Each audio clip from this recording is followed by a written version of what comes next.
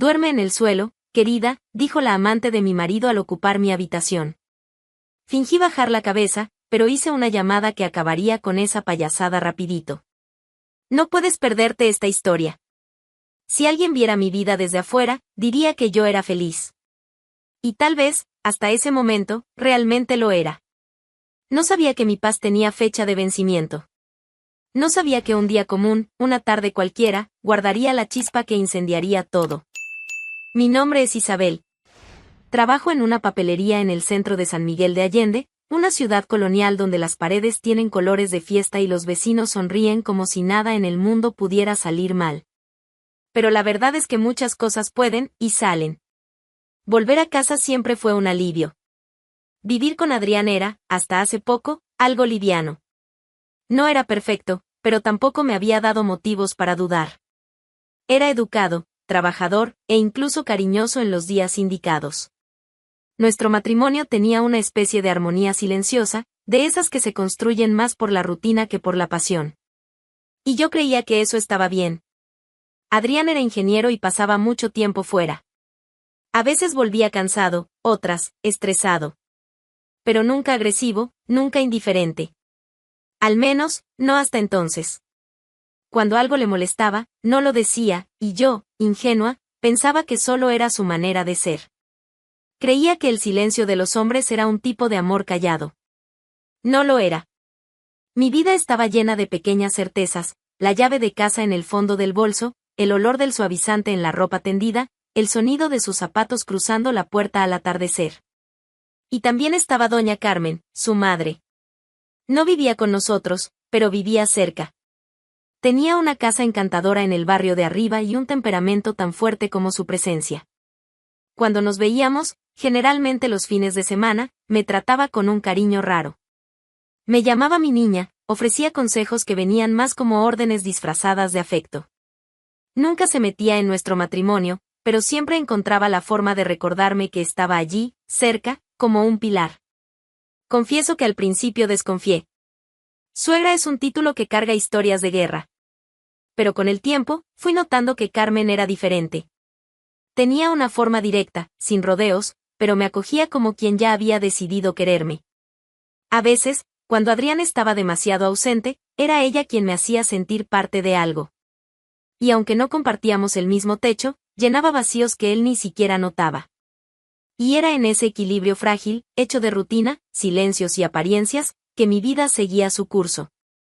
Me levantaba temprano, preparaba café, me ponía mi uniforme azul de la papelería, recogía el cabello en un moño rápido y salía por las calles empedradas con la impresión de que todo estaba donde debía estar.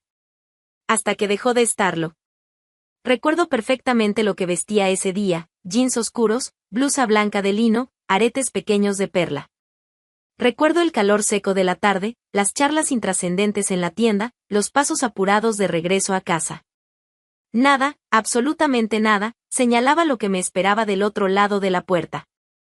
Mientras caminaba por las calles floridas de San Miguel, pensaba en hacer arroz con lentejas para la cena. Pensaba en llamar a doña Carmen al final del día, contarle sobre una clienta graciosa que había pasado. Pensaba en cosas comunes. En cosas pequeñas. Esas que solo importan cuando todo está bien. Pero la vida no avisa.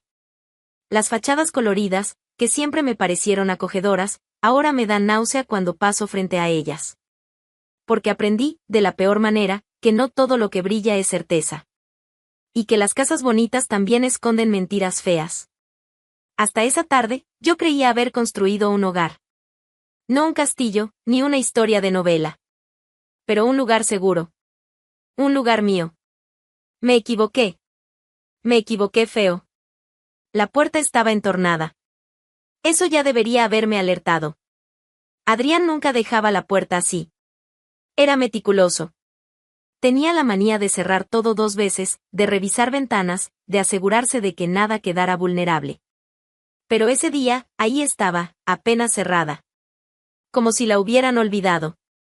Como si la casa me estuviera avisando que algo había cambiado, pero yo no entendí. Entré sin prisa. Llevaba una bolsa con pan y leche. Mi turno en la papelería había sido agotador, y todo lo que quería era tirarme en el sofá, quitarme los zapatos y, tal vez, Tal vez oír la voz de mi marido diciendo algo banal, algo tonto. Cualquier cosa que sonara familiar. Pero la casa estaba extraña. Demasiado silenciosa. No el tipo de silencio pacífico, sino ese silencio denso, cargado. El tipo de silencio que precede el estallido de un trueno. Llamé. ¿Adrián? Ninguna respuesta. Caminé hacia la cocina. La luz estaba encendida, pero no había nadie.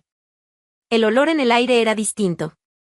Un perfume dulce, exagerado, sofocante, que definitivamente no era mío. Un perfume barato e invasivo, que parecía apoderarse del espacio con arrogancia. Subí las escaleras con el corazón en un puño. Algo en mí ya lo sabía. El cuerpo aún obedecía, pero el alma ya gritaba. Había una pulsación en las sienes, un peso en los hombros, una urgencia sin nombre. Llegué al cuarto. La puerta estaba entreabierta. La empujé con la punta de los dedos. ¿Y lo que vi? Lo que vi destruyó todo. Adrián. En la cama. Con otra mujer. Como si mi hogar, mi cama, mi mundo, fueran el escenario de un espectáculo asqueroso que ellos representaban desde mucho antes de lo que yo imaginaba. Congelada, me quedé ahí. Un segundo, dos. El tiempo se detuvo. Las piernas flaquearon. Las palabras no salían. Me faltaba el aire. Pero aún así, con la voz entrecortada, logré preguntar. ¿Qué está pasando aquí? Ellos me miraron.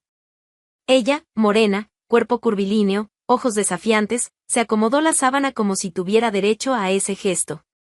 Como si eso le perteneciera. Adrián. Adrián sonrió. Una sonrisa fría. Una risa seca, burlona, que me cortó más que cualquier cuchillo. No había culpa en sus ojos. No había remordimiento. Solo había desprecio. Se levantó de la cama como quien no tiene nada que ocultar. Como si la intrusa fuera yo. Como si la casa, la cama, él mismo, nunca hubieran sido míos. ¿Todavía estás ahí, Isabel? Dijo, con un tono que jamás imaginé oír de él. ¿Vas a quedarte mirando? ¿O te vas a largar? Sentí que el corazón colapsaba. ¿Cómo dices? Alcancé a decir, con la voz fina, temblorosa, descompuesta. Adrián cruzó los brazos, ya vestido, con una calma indecente. Sara va a vivir aquí ahora. Así, sin más. Sin pausa. Sin vergüenza. Como si fuera un cambio de turno. Como si estuviera reemplazando un mueble, no a la mujer con la que compartió años de vida. Mi estómago dio vueltas. La cabeza me giraba. Me faltaba el suelo, y, al mismo tiempo, parecía que me sujetaba. Quise correr, gritar, desmayarme, golpear, desaparecer. Pero no logré hacer nada. Ahí, frente a ese hombre al que amaba, no quedaba nada. Ningún rastro del compañero, del amigo, del cómplice. Solo quedaba un extraño. Un extraño cruel. Sara, ahora sabía su nombre, también se levantó. Ni siquiera me miró con vergüenza. Al contrario, caminó hasta el baño como si fuera la dueña de la casa. Pisaba con firmeza, como quien marca territorio. Su perfume lo invadía todo. Todo lo que un día fue mío. Yo me sentía un fantasma. Una sombra inútil en medio del teatro macabro que se desarrollaba frente a mí. ¿Vas a dificultarlo? Preguntó Adrián, con desprecio. ¿O vas a facilitar las cosas? Se me secó la boca. Me ardían los ojos. Sabía que si decía algo, lloraría. Y no quería llorar frente a él. Aún no. Aún no. Pero entonces él completó, con la misma calma de un verdugo acostumbrado. Ya no hay espacio para ti aquí. Sara va a vivir aquí ahora. ¿Se entiende o quieres que te lo dibuje? Entonces, el mundo terminó de venirse abajo. Me quedé allí, estática, intentando descifrar lo que acababa de pasar. El sonido de la voz de Adrián todavía resonaba en mi cabeza. Su frialdad, la seguridad con la que habló. ¿Cómo alguien mira a su esposa y le dice que otra mujer va a vivir en su lugar, con ese tono? ¿Con esa monstruosa naturalidad? Cuando mis pies finalmente se movieron, fue para salir. No por miedo, sino porque ya no cabía allí. Bajé las escaleras en silencio, como una sombra. aún con la bolsa en las manos. El pan y la leche. Un gesto tan cotidiano, tan ridículo, frente a la destrucción. Me senté en el sofá de la sala. Las manos temblaban. El pecho oprimido. Mis ojos vagaban por cada rincón de la casa como si ya no me reconociera. Las fotos en el estante. La alfombra. El jarrón de cerámica que compramos juntos en Toledo. Todo parecía burlarse de mí. Ellos se quedaron arriba por horas. Riendo. Caminando. Como si yo fuera invisible. Cuando cayó la noche, la pesadilla tomó nuevas formas. Escuché la puerta cerrarse.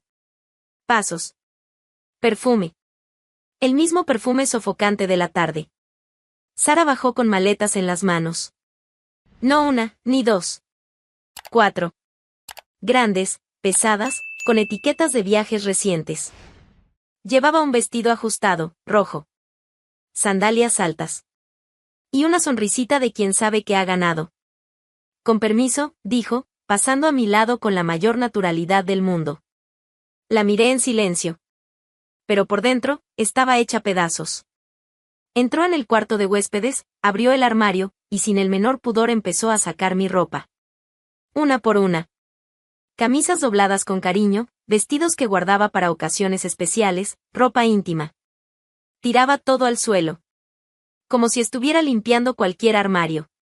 Fui hasta la puerta, temblando. Esa ropa es mía. Ni me miró. Respondió, cortante. Ahora el espacio es mío. Y entonces, como si quisiera sellar la humillación con una firma, se giró, me miró a los ojos y dijo. Duerme en el suelo, querida. Las palabras vinieron como una bofetada. Como un empujón en el pecho. No supe qué responder. Nada tendría sentido. Nada serviría. Todo en mí se desmoronó de golpe. Me falló la respiración. Se me nubló la vista. Volví a la sala. El sofá seguía ahí. El mismo en el que tantas veces dormité viendo películas al lado de Adrián. Ahora, era el único pedazo de la casa que no parecía contaminado por ella. Me quité los zapatos. Me recosté en posición fetal. Las manos abrazando mi propio cuerpo. Los ojos fijos en el techo. La madrugada avanzó lenta. Y cruel. Intenté dormir. No pude. Intenté no llorar. Fracasé. El sollozo vino como una niña herida que no podía controlar. La almohada improvisada mojada con las lágrimas de quien ya no sabe dónde está el suelo. O dónde está su propio corazón. Y fue en ese agujero oscuro, en ese punto donde el alma parecía implosionar, que algo en mí cambió. La tristeza, sofocante, empezó a dar lugar a otra cosa. Un calor, un impulso, un hilo de voz que susurraba, basta. No fue un grito. Fue casi un susurro. Pero era mío. Mi primer pensamiento de supervivencia. Las manos, aún temblorosas, buscaron el teléfono en la bolsa. Encendí la pantalla. La hora, 3:17. El silencio de la casa solo era interrumpido por las risas apagadas que venían del cuarto. Mi pecho ardía. Y entonces, hice lo que parecía la única cosa posible en ese momento. Marqué. Doña Carmen. La llamada tardó en conectar. Tuve miedo de que no contestara. De que estuviera dormida. De que me dijera que descansara y lo dejara para mañana. Pero contestó. Y bastó con que dijera Isabel, para que mi voz se rompiera por completo. Doña Carmen, susurré. Necesito hablar con usted. Hubo un silencio. Pero era un silencio distinto. No el de la casa. Era un silencio atento. Presente. Y entonces, sin poder contenerme, me derrumbé. Las palabras salieron atropelladas, ahogadas en lágrimas. Le conté lo que vi. Cómo me echó. Cómo ella, Sara, invadió mi casa, mi espacio, mi todo. Le hablé de la humillación, del dolor, del suelo que me faltaba. Y todo lo que respondió fue: esto no se va a quedar así. Colgué con el corazón desbocado. El dolor seguía ahí. Pero ahora estaba acompañado de una llama. El sol salió sin prisa esa mañana. No dormí. Permanecí en el sofá como una testigo de mi propia ruina. A cada minuto, revivía la escena de la noche anterior, como si mi mente quisiera asegurarse de que no fue una pesadilla. A las 7 de la mañana, escuché el sonido que lo cambió todo, una camioneta frenando bruscamente frente a la casa. Se oyeron 3 portazos. Y, enseguida, el timbre. Me levanté lentamente. Me acerqué a la ventana. Y allí estaba ella. Doña Carmen. Vestido oscuro, cabello recogido en un moño firme, ojos encendidos. A su lado, 2 hombres que no conocía, grandes, con manos que parecían hechas para cargar el peso de otros. Abrí la puerta antes de que tocara de nuevo. Ella me miró. Ni un abrazo. Ni una palabra. Solo pasó junto a mí como una tormenta silenciosa que sabía exactamente dónde y a quién golpear. Subió las escaleras directo. No esperé. Fui detrás. En la cima, Adrián salía del cuarto. Sara venía detrás, con cara arrugada de quien había dormido poco o demasiado. ¿Mamá?, dijo él, sorprendido. No me llames mamá, respondió Carmen, con un veneno en la voz que jamás le había escuchado. Adrián sonrió, nervioso. ¿Qué estás haciendo aquí? Poniendo fin a esta payasada, respondió ella. Sara cruzó los brazos. Esto es abuso, ¿eh? La casa es de él, ustedes no pueden simplemente. Carmen la interrumpió sin siquiera mirarla. Silencio, niña. Ya hablaste demasiado con esa boca sucia. Sara abrió la boca para responder, pero se detuvo. Tal vez entendió que ese no era su escenario. Adrián intentó asumir el control. La casa es mía, Carmen. ¿No tienes derecho a? La casa es mía, Adrián. Yo la compré, yo la registré. Está a nombre de Isabel. Y ahora, los 2 van a salir de mi casa. El silencio que siguió fue absoluto. Yo, recostada contra la pared, solo observaba. Casi con lástima. Casi. Adrián rió. Esa risa cínica, forzada. Esto es una locura. Carmen hizo un gesto. Los 2 hombres empezaron a entrar al cuarto, sacando maletas, ropa, objetos personales. Las cosas de Sara volaban dentro de bolsas plásticas. Las de Adrián, ni siquiera fueron dobladas. No pueden tocar mis cosas, gritó Sara. Claro que podemos, respondí yo, con voz tranquila. Solo estamos agilizando tu mudanza. Si quieres, puedo prestarte la bolsa en la que vino el pan de ayer. Es resistente. Ella me miró como si fuera a matarme. Yo sonreí. Adrián, desesperado, empezó a recoger lo que pudo. Intentaba argumentar con Carmen, pero ella ni siquiera parpadeaba. Has deshonrado esta casa. Traicionaste la confianza de quien te amaba. Váyanse. Ahora. ¿Y vamos a dónde? Estalló Adrián, aún sin poder creerlo. Fue mi turno de responder. No sé, Adrián. ¿Tal vez el hotel donde ustedes 2 se conocieron? O, quién sabe, el asiento trasero del coche de ella. Si se apuran, todavía alcanzan desayuno gratis en la esquina. Él me fulminó con la mirada. Pero no dijo nada más. En 10 minutos, ambos estaban afuera, con las pertenencias apiladas en el jardín. Adrián intentó recuperar la dignidad. Se van a arrepentir de esto. Sí, claro, murmuré. Voy a extrañar mucho tu silencio incómodo y tu perfume genérico de hombre. Sara, con tacones sobre la grava, tropezó. Casi cayó. La cereza del pastel. Fue entonces cuando Carmen me entregó un manojo de llaves. Las de ella.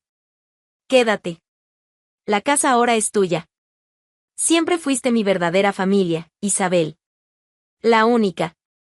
Adrián aún me miraba, como si esperara un poco de piedad. Pero lo único que le di fue una última frase, dicha con el alma firme. Duerman en la calle. Y cerré la puerta. Dicen que cuando alguien se hunde por cuenta propia, la caída es más rápida que cualquier empujón. Y Adrián, bueno, él se desplomó con la misma arrogancia con la que me traicionaba.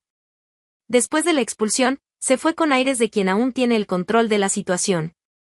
La cabeza en alto, el mentón firme, como si fuera una víctima de injusticia. Pero la verdad es que se fue cargando no solo maletas, sino el peso de su propia estupidez. y todavía no sabía cuán pesado era ese peso. Al principio, todavía tenía a Sara a su lado. La compañera de cama y traición. Estaban juntos cuando entraron en un cuartito estrecho y húmedo en las afueras de San Miguel.